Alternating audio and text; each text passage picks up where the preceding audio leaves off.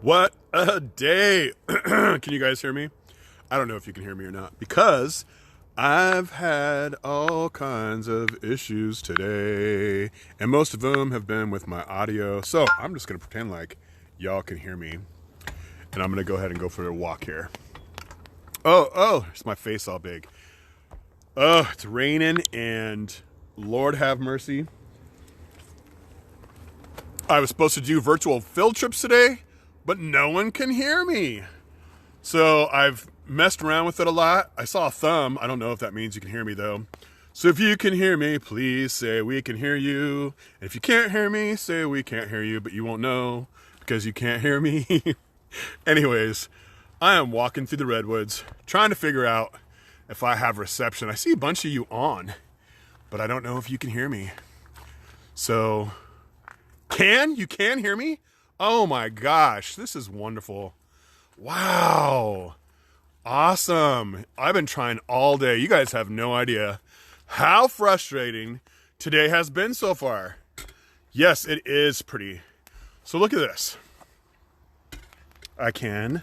Yay. Wow. First time today that I've had sound. How wonderful. Okay. What a frustrating day it's been. But look at this. Can you see this? Isn't that interesting? This is a really cool thing.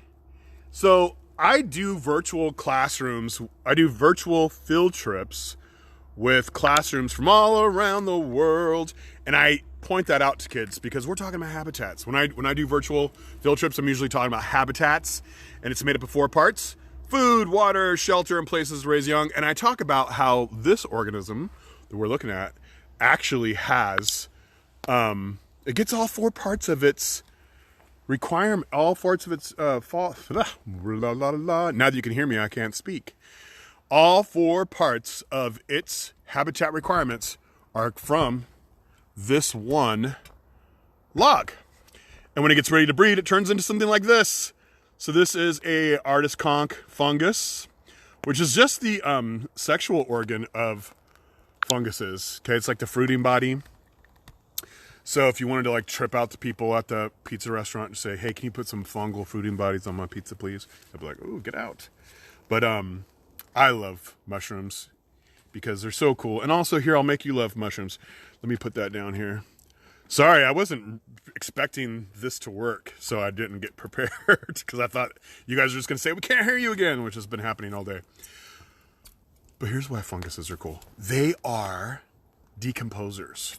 So imagine if, and this is the question I posed to the kids, or the challenge I posed to the kids. Imagine if every stick, leaf, and log that ever fell never decomposed because there was no decomposers, no funguses, okay? Since the dinosaur times, so there'd be piles and piles and piles of sticks and branches and everything. We'd be climbing on top of them. But also funguses break down dead bodies, including dead insects. You know how fast insects breed. Imagine if they never decomposed and they just kept piling up and piling up, piling up. All the dinosaurs that ever lived, their bodies too, piling up, piling up, piling up. And we'd be climbing over all kinds of dead dinosaur bodies and insects and it'd be nasty. But guess what else? Fungus breaks down poop.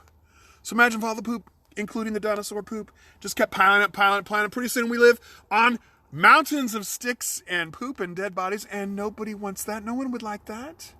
And that's why we love funguses, because funguses break stuff down. They're so interesting. I actually just read this book. It's called Mushrooms of the Redwood Forest.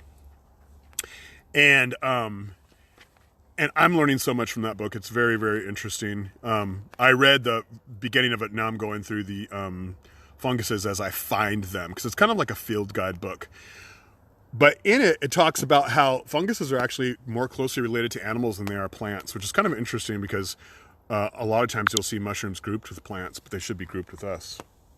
Isn't that interesting? Anyways, I'm so glad you guys can hear me because I'm about to do a virtual program with kids from I don't remember where, and I wanted them to see this beautiful place. So I'll just go for a little walk right here and show you guys some stuff, and then I'm going to let you go. And I want you to imagine what life would be without decomposers. So that when you see mushrooms and stuff like that, you don't go, "Ew, gross." You go, "Oh, yay, good, thank goodness. No one wants to live on mountains of poop and dead bodies." So thank you, mushrooms. All right. So goodbye from the Redwoods. I'm Griff. Thank you for helping me out with the sound. And I will see you guys. Oh, I'm going to do lives the first and third Tuesdays at 3 o'clock. That's when my lives on here, my planned lives will be. But I might pop on once in a while, especially when I'm in situations like this and I need y'all help. Because trying to do a lot of stuff, and sometimes there's no one to help me, and so I got to jump on Facebook and get your guys' help from the hive mind. So thank you very much. Here, let me show you guys. This is one of my favorite trees in the park.